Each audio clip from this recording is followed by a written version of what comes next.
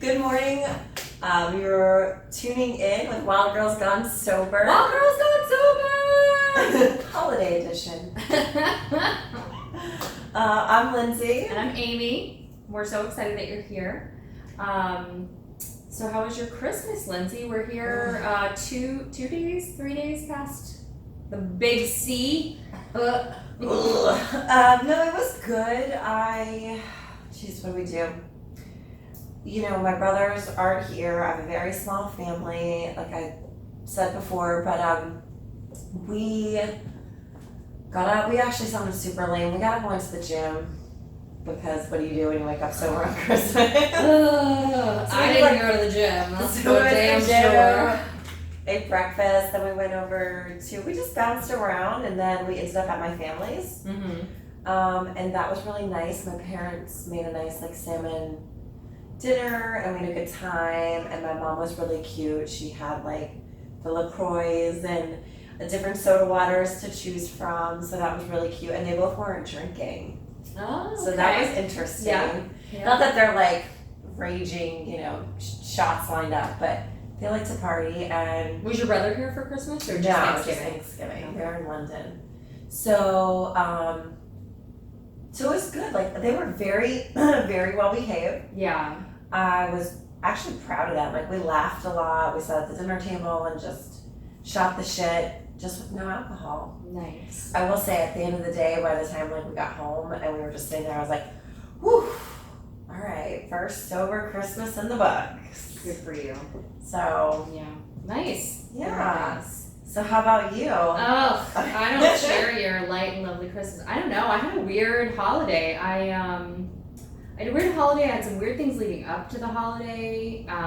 Some holiday parties that had some weird challenges. But like my Christmas itself, it was stressful. It was a lot of anxiety. It was small. It was just me and my little gaggle and my in-laws. And I really missed my family. My family's all up north. I missed my mom and my sisters and my nephew. Like I really would have liked to have been with them. And there was some like typical, somebody got in a snit about something or something, something wasn't hot enough in the food and like things that just, I really wished I could have some wine, I'll be honest. Like I knew I wasn't going to drink, I had a handle on it, but if there was a day for relapse, like that was the day, because I wished so much that I could just pour some wine on my frustrations and how uncomfortable I was. Like I wanted Christmas to be over. I wanted the day to be over. And it was at my house, so I couldn't even like escape, which we will do differently next year. I'm gonna fix this. And I already told Jay Snow, I'm like, I don't want to be responsible for the food ever again. Like I don't. And if I can't get out of it, I'm gonna cater that shit. Like I will just. And nobody had a complaint. We had a little, like somebody pretended to have some dietary restrictions BS that went on, which was expected. I knew it was coming, but I really let it get to me, and it was rough. It was rough. So I think I will definitely handle it differently next time. They were also all drinking, but when I say that, like I feel like every time that comes out of my mouth, it sounds like I'm saying they were like a bunch of drunk. Like they're not lushes, like they weren't like, bouncing off the walls drunk or anything, but like everybody was having cocktails. And like Christmas Eve, there's this one particular alcohol that's called Tuaca that we always have like on the special holidays, and it's like this vanilla liqueur and it's really delicious. And everybody had a glass of that Christmas Eve, and I was like, man, loser. Did you have something like besides that to put in place, so something like you felt special? That maybe no. No, I showed up with my cooler of Diet Dr. Pepper. Like that was kind of it. I didn't really come with any special beverages or anything, and it wasn't like I wasn't like, oh, I feel left out. I was like, man, I know how good that tastes. Those people. Sorry, those people at like parties that show up with their own like whole cooler full of like whatever, like their shitty beer or whatever it is they're drinking, so they're like, don't run out. It was like you were that person, but with Dr. Pepper. It's interesting. Yeah, except I would have shared my Dr. Pepper. Anyway, totally picture you. No, but like, you know, even Tori had a freaking Corona, and I was like, ugh, whatever. But I don't even like Corona, so it's okay. But it was more the like, oh, I remember how good that tastes. But I also remember 2 Christmas Eves ago when I kind of blacked out and like said something rude to the neighbor because she was annoying as fuck the entire night. And I think I had finally had enough of her, and I literally left like realizing I probably owed an apology. Yeah, so that didn't happen, so that was a good thing. Bonus. Ugh, and then so I went to both of our work Christmas parties that same week, right? Like I had my work Christmas party was the day we did the last episode. And that was fine. Totally not, like, had a good time. My people were great. I didn't drink. There were a handful of people who were getting totally smashed. It was great. It was kind of fun to watch. Jay Snow had a few cocktails. Like, everybody had a good time. It was great. Jay Snow's party was a whole different animal, which was really funny because I know, like, it completely caught me off guard that that's where I had a struggle. But I literally had somebody shoving a drink in my face and not taking no for an answer at one point, to the point where I was so uncomfortable. I was like in a panic and like blurted that I'm an alcoholic, which I don't know if anybody heard. John wasn't there. I was mortified. Like, oh my God. Like, what was she doing trying to, like, what was it? Was like, so how crazy. Did that go down? So her husband went to the bar. Everybody was drinking. I had my club soda, which the waitress so kindly brought to me in a giant blue plastic Pepsi Cola mug. Like I was 12. It was awesome.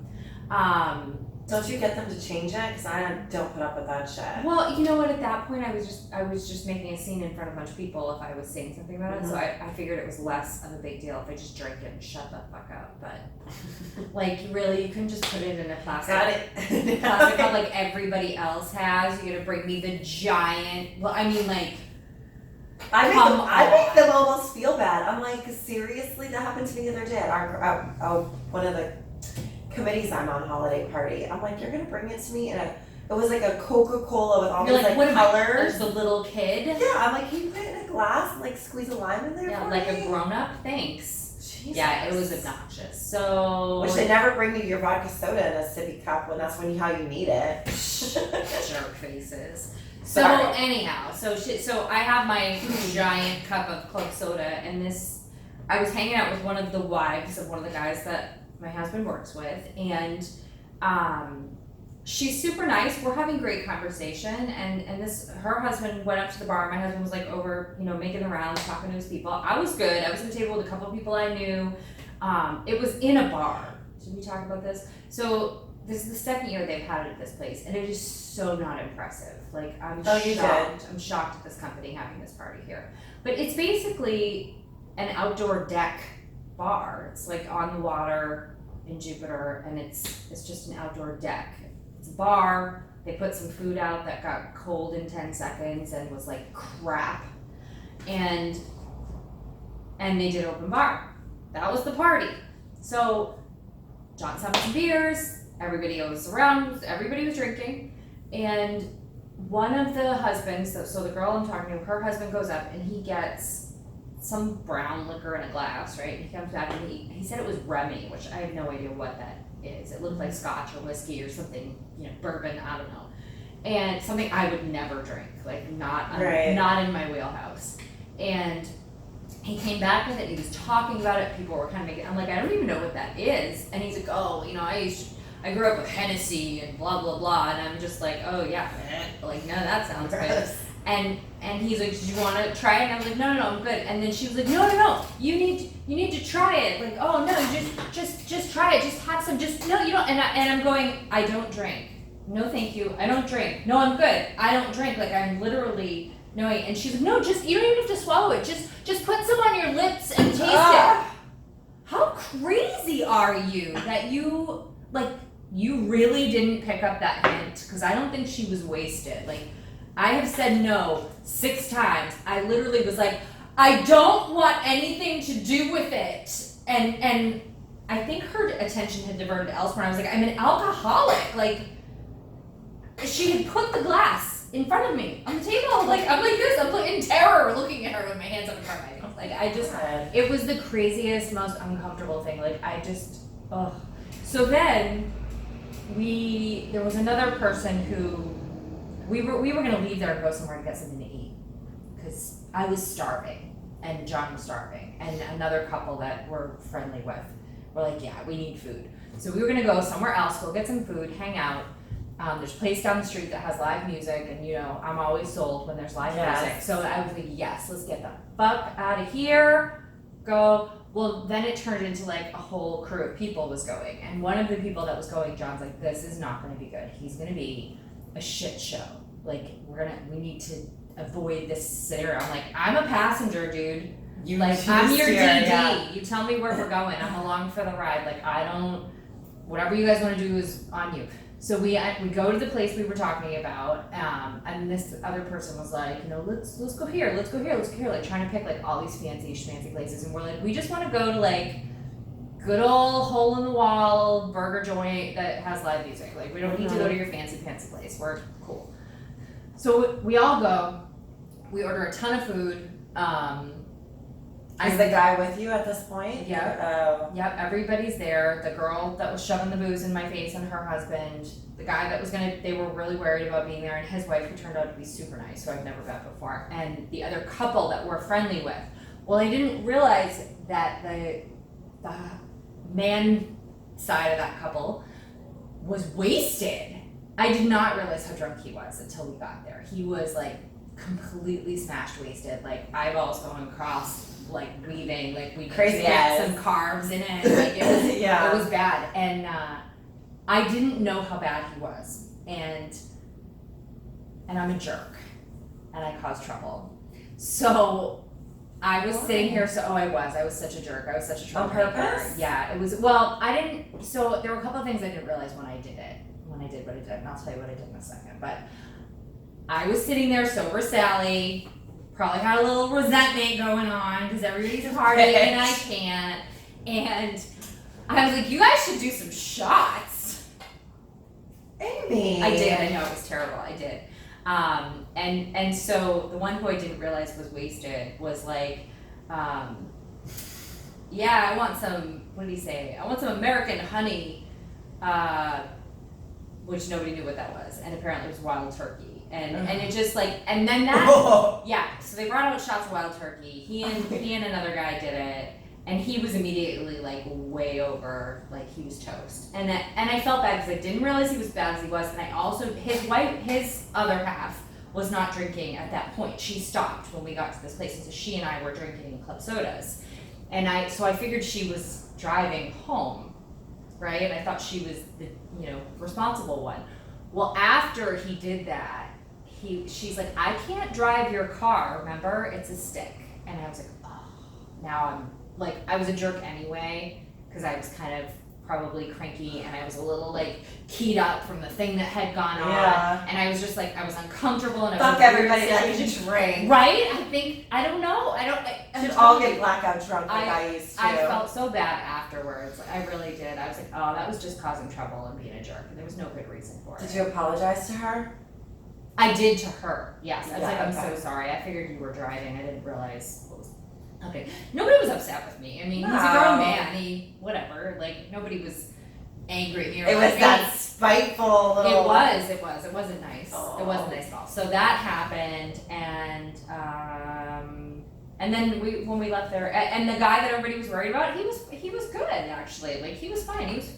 But he never stopped talking. He like talked my husband's ear off, which was a riot because my husband's not a talker. But aside from that, that was the events of the evening. So when I was listening to our like 2 podcasts before or something, just trying to catch up, it was interesting because in the podcast you were so confident about John's work Christmas party, about Christmas. I mean, you were. I was feeling good. I wasn't worried. No, not going to be. I was more worried about my work party. Right, which was fine. And you were just so like nonchalant about it. And I'm like, wow, like that's awesome. Like she doesn't have any anxiety about it. Nope. Or Until I got there. A basket case, right? Until then.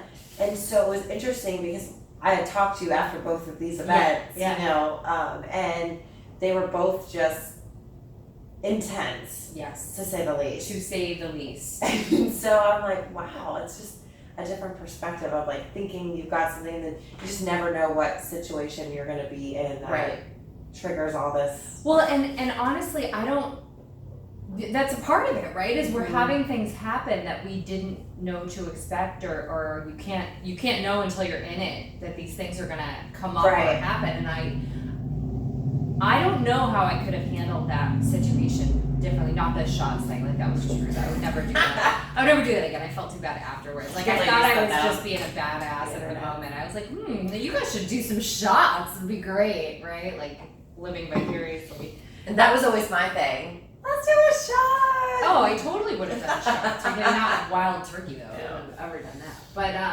I totally would have done shots. I would have been the drunk one. I would have been. So we got there and the place. It was a Friday night, and this is a popular spot, and it's season. All the snowbirds are here, so everything is crazy on the weekend.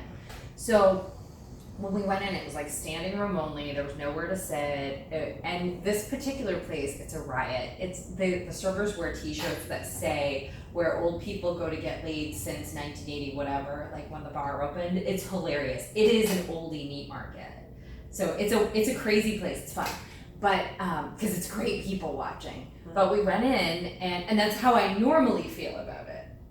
This is the first time I've gone there sober. Ooh. So I went, and there's nowhere to sit and like kind of be in the corner, comfortable. Everybody's up on the dance floor. It's standing room only. Like it was so many pieces to it. I was like, ugh, like I can't tell you how much I don't want to be here. Like I feel like the only place I want to be is in my jammies on the couch. And so thankfully there's an outdoor area where there was also some seating available, and you could still hear the band, and everybody was cool with going outside, and we ordered a bunch of food, and then things were fine. But I definitely that bothered me. I don't know how I could have foreseen somebody literally like trying to force alcohol down my throat. Like how else do you handle that? Like I was in such a panic. Like the only other thing I could have done was like flip the drink out of her hand, and then it really made crazy. Oh my god. No, I think you handled yourself really well. I'm trying to think of how I would respond in that situation, and I don't think I would have played it as cool. And I'm sure you weren't as cool. I don't feel like I was cool at all to be, but I probably would have like lost my shit. I was panicked. Because in those 3 seconds or however long it actually lasted, so much goes through your brain. Like you want it. No, well maybe nobody's looking. I don't like. This is how people relapse. I don't know. Like it was panic over the whole thing. At the end of the day, I should have just got up out of my chair and walked somewhere else. Like, and let that situation die down and not go back without John. That's what I should have done. Like in retrospect, that's what I should have done. And I think I'll probably stick a little closer to him at events where it's not my people. That's the part I have to learn is I'm pretty comfortable in places where it's not my people, but not without my magic cloak of invisibility, apparently. My magic booze cloak of invisibility. Right. So I mean it was eventful, and you're right, like I did go in at Christmas feeling good. And like I don't want to make it sound like my Christmas was horrible. Like we had a nice Christmas morning. Like Santa was good to me. That was all nice. I got to do some really nice things for my husband this year, which was very nice because I usually feel like he gets the shaft. But yeah, a lot of stressors that I didn't see coming. See, and I just felt like it was good. Oh, I was like a little, not sad. I don't want to say sad because I had a good Christmas. Nostalgic. No, just I felt a little bit like I was missing out.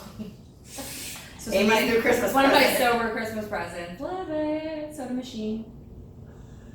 It was more, and it was interesting because like nobody was even drinking all day, and I'm like, they were, you just didn't notice, because I wasn't either. Like when I got to my girlfriend's house, she was like, "Oh, I just poured a drink. It's my first one."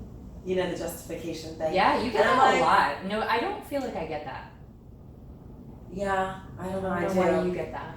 And And she was fine, and I could tell it was her first one. I mean, I know her very well, so I could tell if she's had one or two, you know, like just how your voice changes. And that was fine, and then they were like pouring wine, so we're just about to sit down for dinner, and that's when we left to go to my parents for dinner. But it's more of like when you said drink when nobody was looking, that's how I've been feeling about smoking cigarettes lately. Like, I'm like, nobody would really know, it would just be me.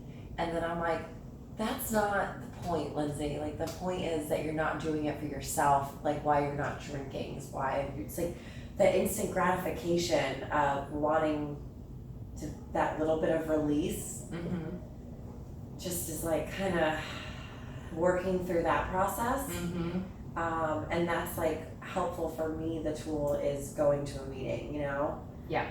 Oh yeah, I could get to a meeting fast enough. I mean, I was like, I'm going to the noon, where are you? And that's really helpful during the holidays. I feel like I didn't think it would be as big of a tool as it is for me. Like, I didn't think I'd be someone that'd be like, whew, can't wait to go to a meeting after this Christmas.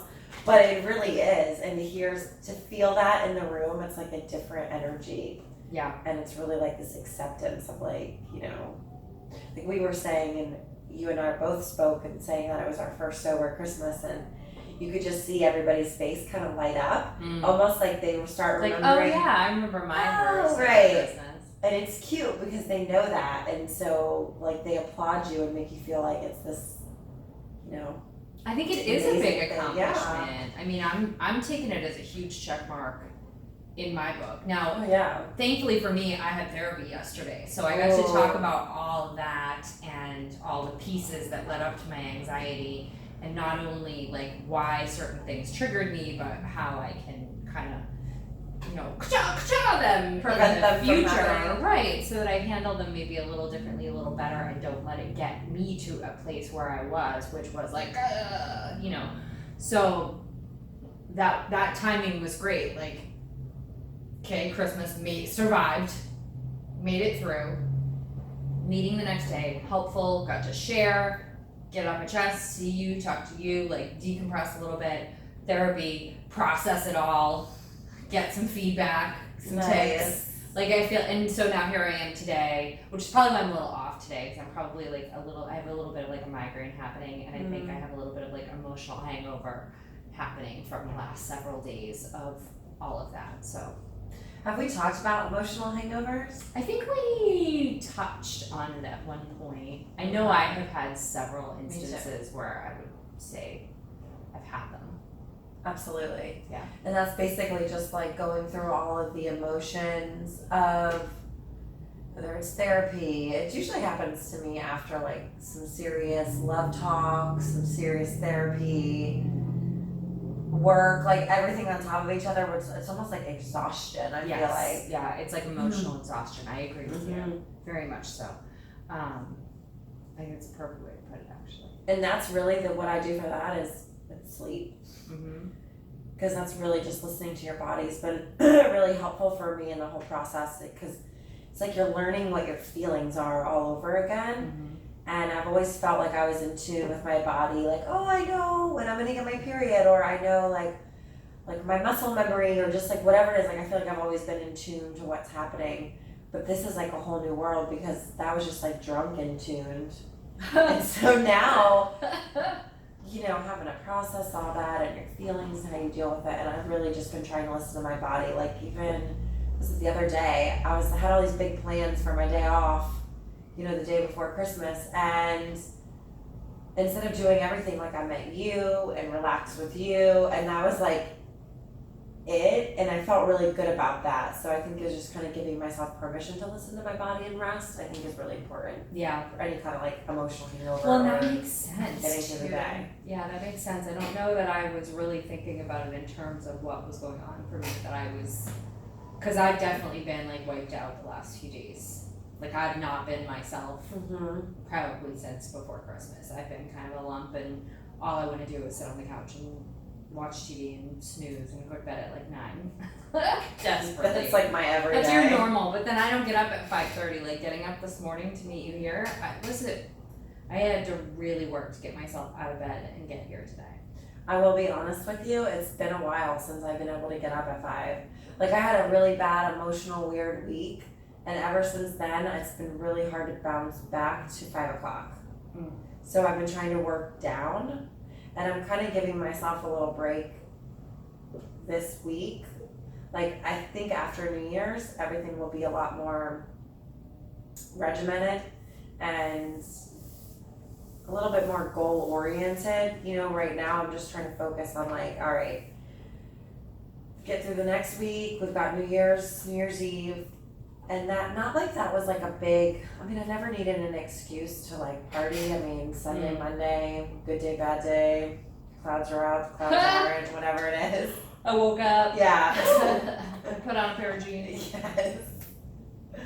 But New Year's is like I guess because it's like a fancier holiday, like you can get dressed up, and I loved past tense champagne. So that was my shit, like bubbles, bubbles, bubbles, the sexy glass, and like this whole fantasy about it. So it'll be interesting. Are you doing something for New Year's Eve? Do you have New Year's Eve plans? No.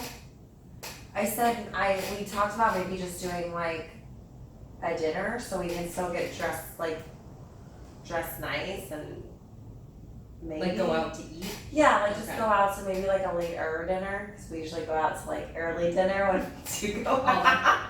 All the older folk. It was funny the other night when we went out, we had like a little date night, we went to dinner, and I really was like, I don't want to put makeup on a Saturday. But then I thought it was so sweet that I kind of was like, all right, like a cute. Yeah, but we were home by like 8:30. It was so nice. Oh my god, we didn't eat dinner until like almost, I swear to god, it was 9 o'clock last night, which was ridiculous. Like I wasn't working yesterday, and I was kind of lazy. I went to see a therapist, and I came home and I sat on the couch and watched some TV, and like I really didn't do much. And I rented a movie on demand that was super long, and I didn't really realize how long it was. So when Jay Snow came home, I was like in the middle of that movie, and I was like, what do you feel like for food? And honestly, I did not want to go out. Like I would have been perfectly happy to like order a pizza, like something easy. I didn't want to go out. And I think he did. I think he did. So we talked about a few different places, and he's like, well, when you're done with your movie, and he was doing something else. And then by the time the movie was over, it was 7:30, and I was like, let's just go to, I call it Cheers in town. Let's just go to Cheers. It's right there. So we go, we walk in, and the place is jammed because it's Friday night during season. Good season. And I know, sorry. And so there were no seats at the bar, which is where I like to sit, even though I'm not drinking. It's where all my friends are, right? Like, the bartenders are buddy and all that business. So we ended up sitting at a little table, like tucked in the corner, and the guy comes over and he's like, I'm really sorry, we've had like a snafu in the kitchen, so it's gonna be a while, but you can drink. Yeah. Maybe not. So it which was fine, but it took forever for dinner to happen, and I'm sure it was like 9 o'clock by the time we ate anything. I was starving and crappy and tired and just wanted to go home, go to bed, and not get up today. And drive all the way here. Oh, drive an hour here to meet you, and I love you, and I'm glad we're doing this. But yeah, some days just, some days are better than others. Today's a tough day. And the holidays too. I mean, I have a hard time giving myself a break of not being like consistently productive, but I think we just owe ourselves a little extra love and care, whether that's saying no to going to certain things or sleeping in, watching a movie. Yeah. I'm definitely not doing anything for New Year's Eve. You're not? No, and honestly, it's never been a big night out in my world. My parents got married on New Year's Eve, New Year's Day, so they always celebrated their anniversary on New Year's Day, and so go to bed, kids. Well, no. But like my whole family would just be at my parents' house for New Year's Eve, and we would have snacks, and like my family was really close, and so we'd have snacks, and we would do the little family thing, and then the ball would drop. We'd say, "Hey, Happy New Year, Happy Anniversary," hug, give them their cards, and that was the end of the night. So like most of my life, that's how I spent New Year's Eve. And then at some point, I was like, well, you know, I'm 25 years old. I want to go out for New Year's Eve, and I'm sure I did. And I had some New Year's Eve partying that went on, but it's not a big deal to me. Like, I'll watch Dick Clark's Rockin' New Year's Eve and hang out on the couch, and Jason will be passed out before the ball drops, and it'll be fine. Like, I'll get some snacks. Like, I'll get some shrimps and some snacks, and we'll have some special snacks, and maybe I'll make myself a special mocktail or something. Ooh. Yeah, but yeah, I doubt we'll go out anywhere. See, I used to like rage for New Year's Eve just because it was always Well, something. it's a perfectly okay party night too. Right, and my friends were into it, and even as we, like, all my friends have kids and stuff, but like, we would just, whatever, you know, boyfriend I was with or whatever, we would like stay the night there, so it was like freedom to get as shit-faced as you want and stay the night. Or I remember my ex that lived in Jupiter, and we would have a party at his house, and then we would all walk to this bar that didn't serve food and bring all the food to this bar, and then like start the party over again at this bar. And I got so blackout drunk, I left my purse, and supposedly I hit him in front of all of his friends. Yeah. And that was like, I like how you say it like you didn't do it. well, I'm not violent in nature. Like, I'm just not. Did more than one person tell you this happened? No, only he Just did. him. Okay, all right, then it's a maybe. I mean, he's not like somebody I think would lie, but I would go with a hard maybe. Okay. Yeah. So, but it was just, you know, and the next day, I remember being like, why are you mad at me? Why are you mad at me? Right. And not being able to figure it out, and like, just not having those pieces to put together, you know, and you're trying to like call somebody, I can't find my phone and I can't find my purse. Like, just that whole, it just seems so trashy to me right now when I think about it now, like, but before where it was like so much fun and da-da-da-da. Yeah. And then actually that next day, so I drank because I cooked a really nice dinner for everybody, so we ended up like having this dinner party. And we all know that when you're cooking, like, that has to be accompanied by wine. Can't make seafood risotto without drinking 2 bottles of wine. Absolutely. So he was like, I'm done, because he got so sick that day. I ended up taking care of him, so then he wasn't mad at me anymore. So you got out of that one. yeah. Woo. And I made a whole 5-hour risotto freaking dinner with wine, and then the next day we didn't drink. That was the longest extent of time I've gone not drinking, except for this. So it was 69 days. Good number. And it was 69 days I went without drinking. Wow. And that was the longest stint. And it was after. And that was like best behavior? Like, No, what was that the was deal there? zero drinking. No, but why? Oh, to lose weight? Why else? Why else would you stop drinking? Okay. And but I always did like we talk about New Year's and stuff. So I've always done a sober January, almost the last 7 or 8 years. Always done a sober out, dry out, January. Not the first. Never started on the first. Always started on like the 3rd, and then I would do like 30 days. Good for you. Mm-hmm. Well, now you've done sober. Oh my God! Now I've done sober birthday. July through December. Sober 4th of July.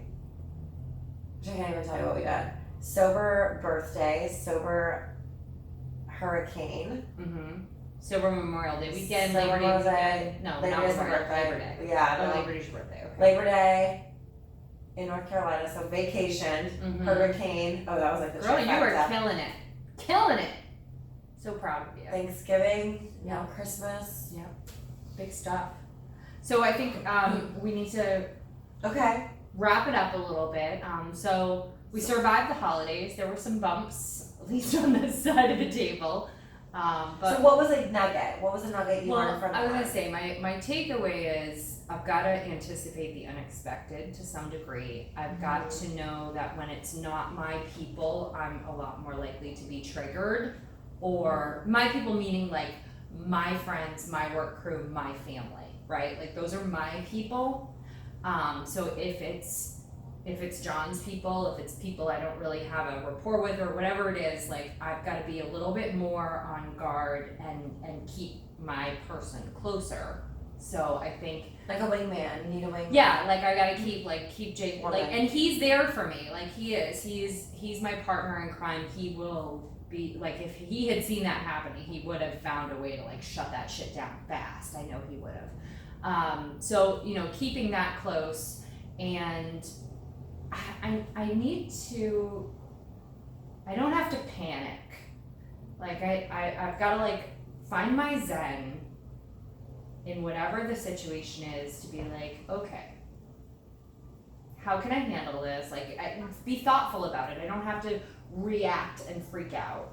And I also, and this was part of Christmas Day, I don't have to just like shut up and eat crap either. Like, I can say things about things that are happening in a not nasty, angry way, in little bits and pieces. My therapist said, instead of hanging on to everything till it blows up in your face, just throw a little firecracker and walk away. Like, it doesn't have to be in your hands to blow up in your face so that then you're the one who looks like a lunatic.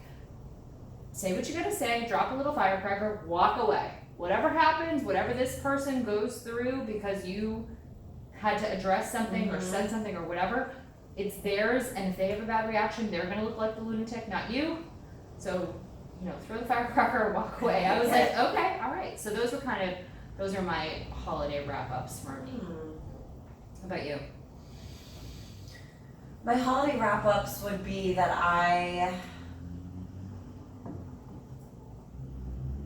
don't feel as much anxiety for going to places and being around a lot of people when I feel grateful.